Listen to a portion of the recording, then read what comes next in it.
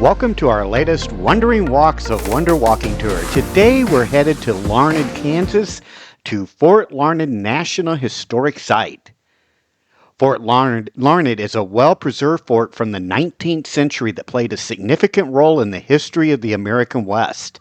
It was originally established in 1859 to protect travelers along the Santa Fe Trail and later served as a supply base during the Indian Wars. Today, it's a museum and historic site that offers insights into military life on the frontier. Our first stop on our tour takes us to the enlisted barracks. This building was completed in 1867 and was designed to hold two companies each of enlisted men. The buildings were divided in half, and each side had a squad room, first sergeant's room, mess hall, and kitchen. The average company size was about 80 men, so quarters were definitely cramped. Four men slept on each bunk, two on each level, lying head to foot. The first sergeant, the company's senior enlisted man, got a room all to himself. There was no central mess hall on post for the soldiers. Soldiers ate with other men of their company in the barracks mess hall. The Army didn't have trained cooks, so the jobs rotated among the men in the company as extra duty. This meant the quality of the food preparation depended on how well each man could cook. In this building, the west side has been restored as infantry barracks, and a building coming up that we'll see connected to this is going to be the post hospital building that was converted later in life.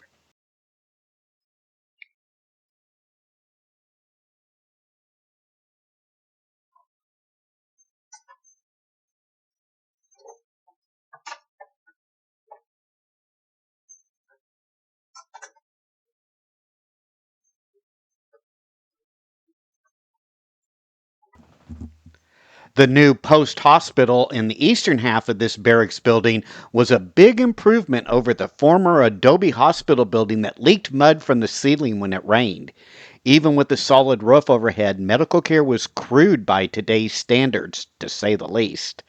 Army doctors were some of the best trained and qualified doctors in the country, but they were still limited by the medical knowledge of the day. There were few medicines at the time to cure people, and doctors had very little understanding of how diseases spread. Still, the doctors stationed at Fort Larned did the best they could to heal the soldiers under their care.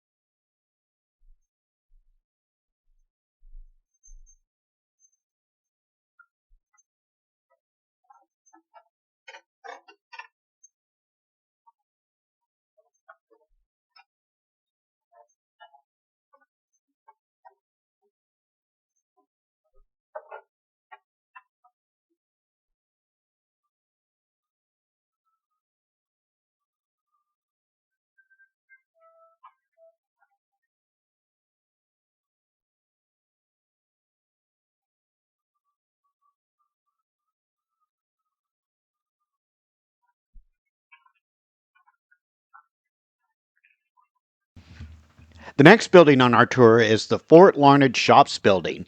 This building was used for making and or repairing items needed in the daily operation of the fort.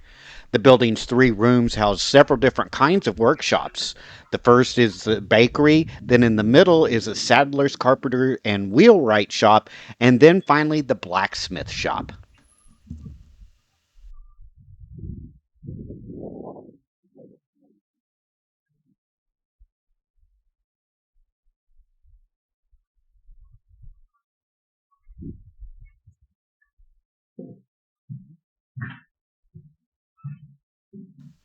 All frontier military posts needed a bakery to supply the soldiers with their daily ration of bread. Each soldier got 1 loaf of bread per day, along with other food items such as beef, bacon, coffee, beans, and condiments like salt, sugar, and vinegar. The bakery operated 7 days a week with the chief baker on duty at all times. He would be assisted by either soldiers assigned to the duty or civilians contracted for the job. At the height of the fort's operation, there were an average of 275 soldiers stationed at Fort Larned, meaning the chief baker and his assistants baked at least that many loaves of bread per day.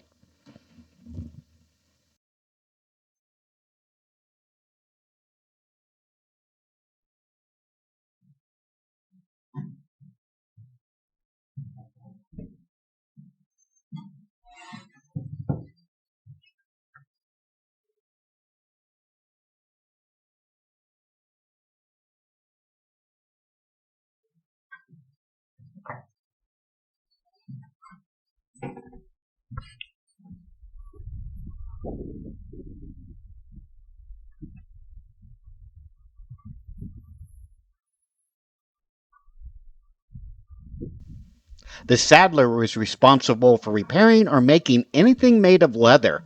This included repairs to leather equipment for cavalry horses, the horses and mules who pulled wagons, as well as the leather equipment used by soldiers. He also made leather items such as loop cartridge belts or dispatch cases. The carpenter and wheelwright took care of all woodwork and wagon repair for the post. The carpenter was responsible for all lumber repair work, built and repaired wagon wheels and wagon boxes, as well as any other work with wood. The wheelwright maintained the wagons and, as the post sailmaker, repaired the wagon covers and army tents. We're now moving into the blacksmith shop, and we get a treat today because there's actually a blacksmith working here in the shop. The blacksmith was a civilian How you contractor doing? who worked for the quartermaster department. His job was to repair or manufacture any hardware needed for the post. We'll stop here and take a Good. look at the blacksmith shop and talk to the Ah, blacksmith long himself for a time while. ago. Just a little demonstration.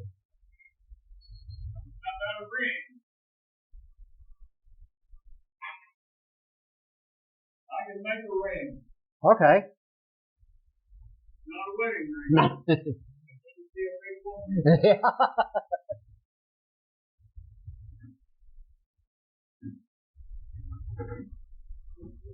How hot's the fire?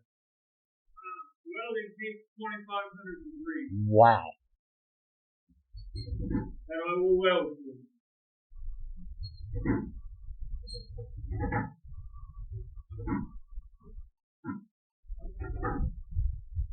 Well, that's right there in the middle is 2,500 degrees. Wow.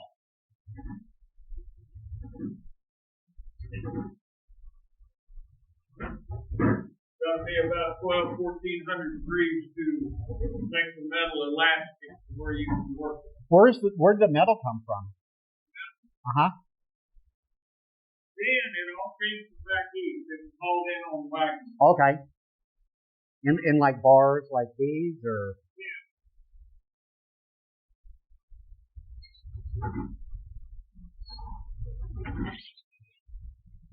Probably a little bit of everything because they had to make wagon rims and whatever.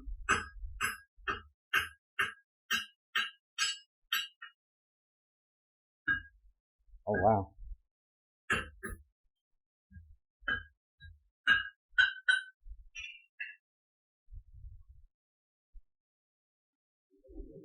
Where you from? Kansas City. I don't know where that's at. Only a few hours from here. But by car, 4 ish. It's about 3 or 3.5. By horse, long time. I actually live up closer to, well, on the north side, but closer to Fort Larned.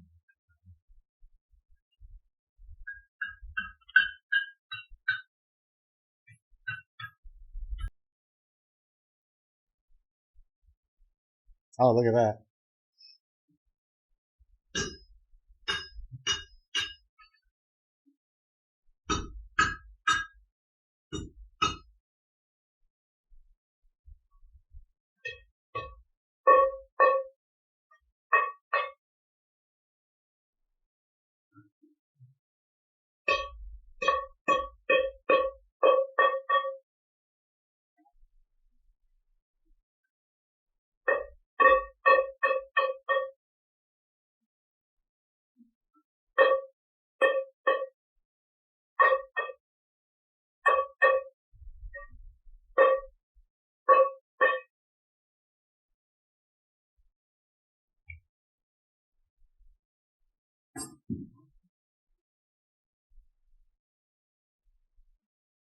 So what were the rings used for?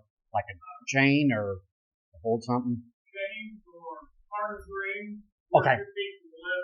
Leather was going, or a chain was going to straight chain. Okay. Okay. They made a lot of them, so they wore out fast.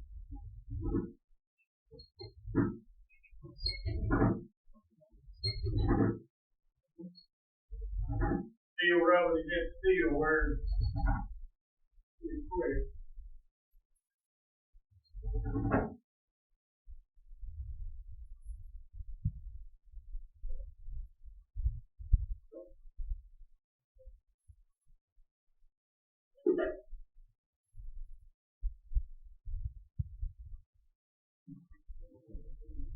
Flux serves the same purpose as modern flux does, keep the oxygen away from the well.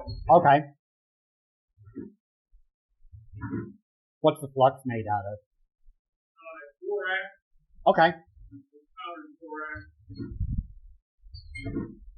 I used to do stained glass and use the flux when you were welding the pieces of metal together. The canes and stuff. Yep.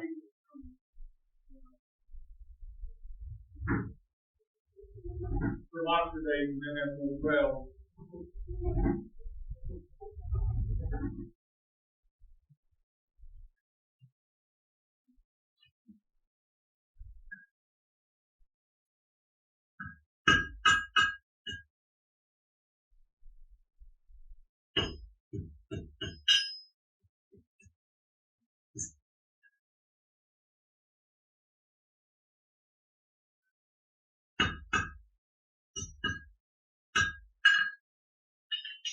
It's the cool thing about blacksmithing. It's part art and part science. Oh, look at that.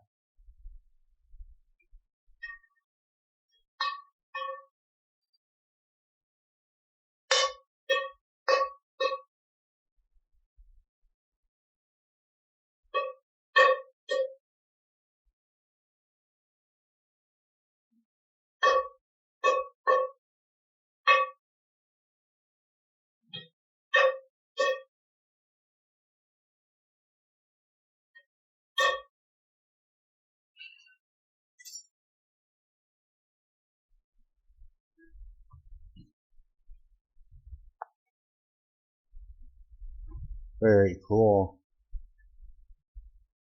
Awesome. That is. Oh, thank you. That is awesome. Thank you.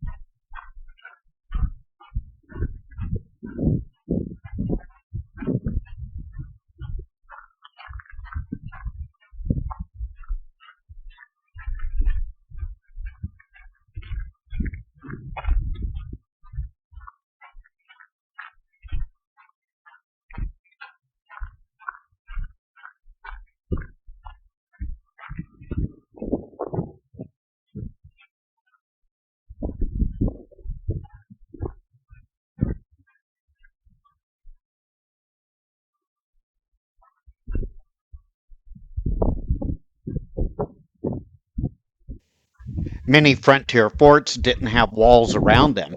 Trees were scarce on the prairies, making wood for a stockade way too expensive.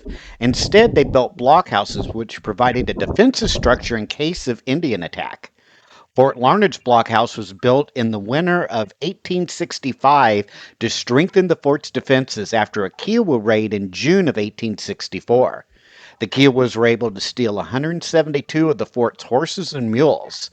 This hexagonal building contained a powder magazine, two levels of rifle slits or loopholes, and an underground passageway as well. However, it was not needed for defense, so in 1867 it was converted into a guardhouse and served as the post jail. The original structure was dismantled around 1900 by civilian owners of this land who used its sandstone blocks to build other structures and to shore up the wooden porches on Officers Row. When the building was rebuilt in 1986, at least 200 of the original stones were used in its reconstruction.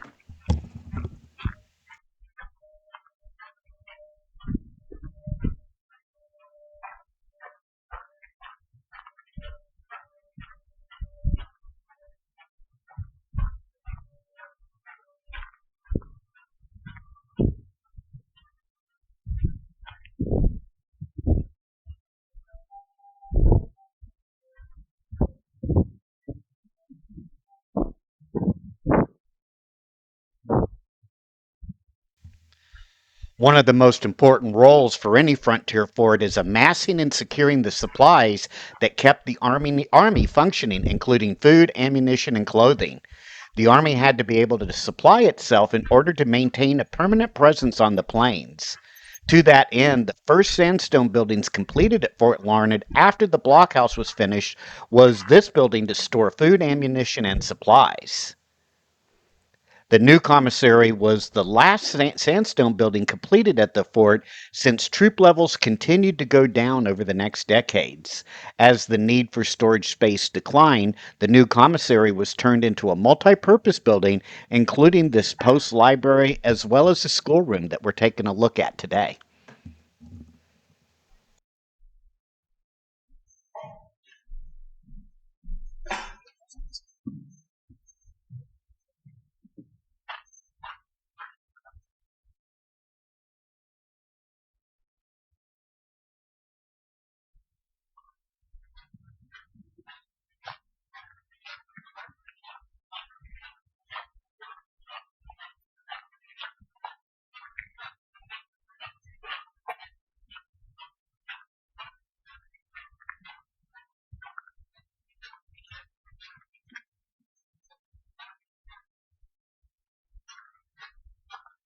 This building here is the old commissary building and arsenal.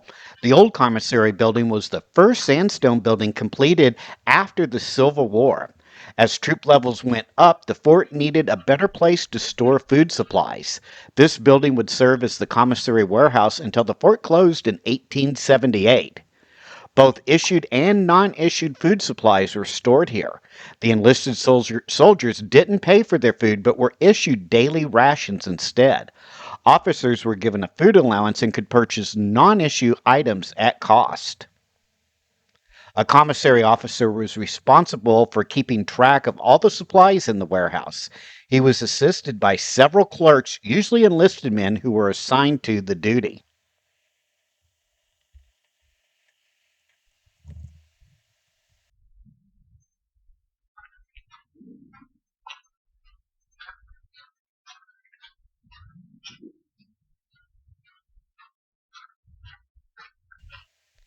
Although the main purpose of this building was food storage, as soon as it was completed in 1866, the west end was used to store ammunition.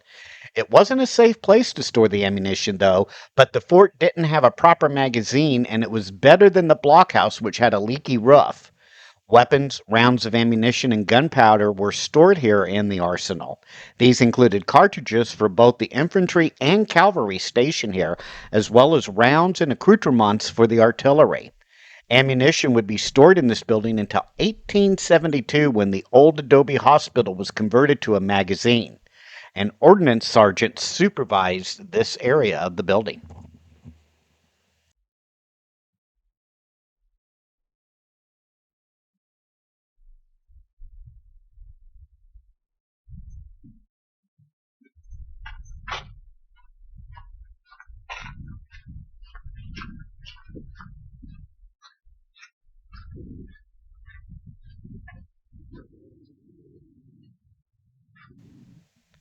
The quartermaster department was responsible for almost everything to keep the post operating, except for food and ammunition. This included not only the transportation and storage of all Army supplies needed by the post, but also construction and repair of all military buildings.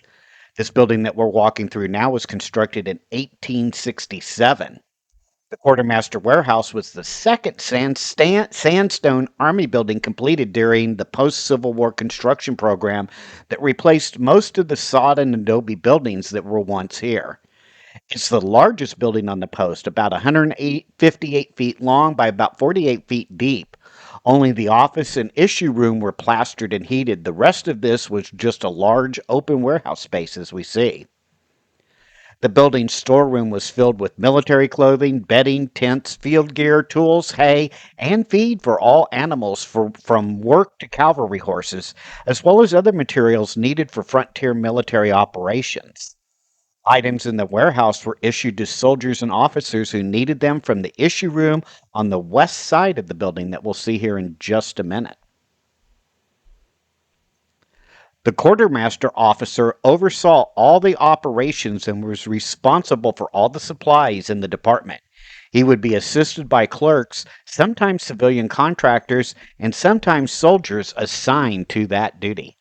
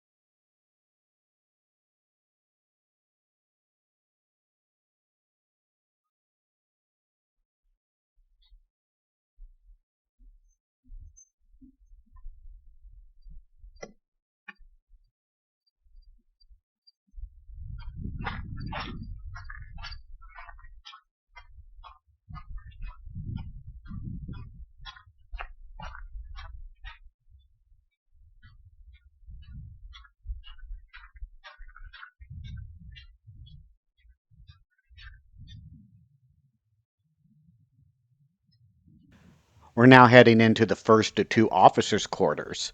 Just as the barracks were designed with four companies in mind, the company officers' quarters were also designed to house four companies' worth of officers. A typical company's officers included two lieutenants and one captain. As such, each of the one-story buildings housed two captains and four lieutenants. The captain's quarters were at the ends of the building and had two rooms, a kitchen, and a servant's room. Lieutenants had one room each with no kitchen until 1870. At that time, wooden lean-to structures were added to the back of each building to give the lieutenants kitchen as well as servant space.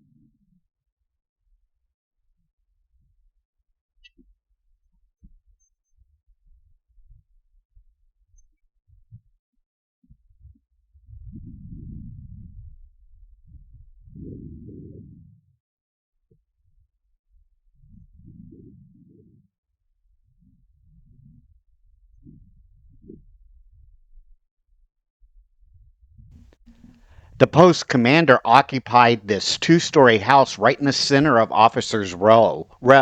Usually a major, he was responsible for all operations on the post. This building was one of the last of the sandstone buildings completed after the Civil War.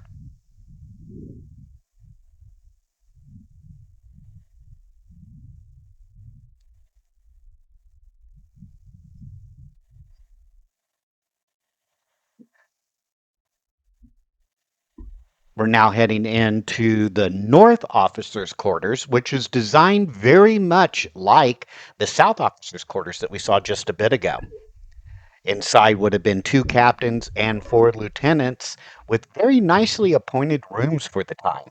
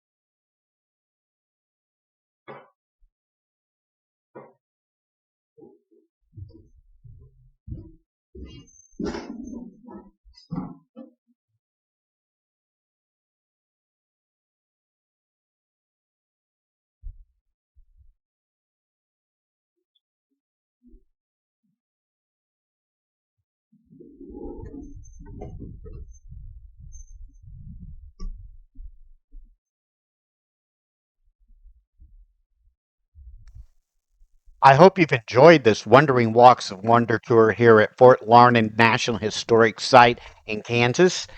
If you have been here before, leave a comment on what impressed you most about this historic site.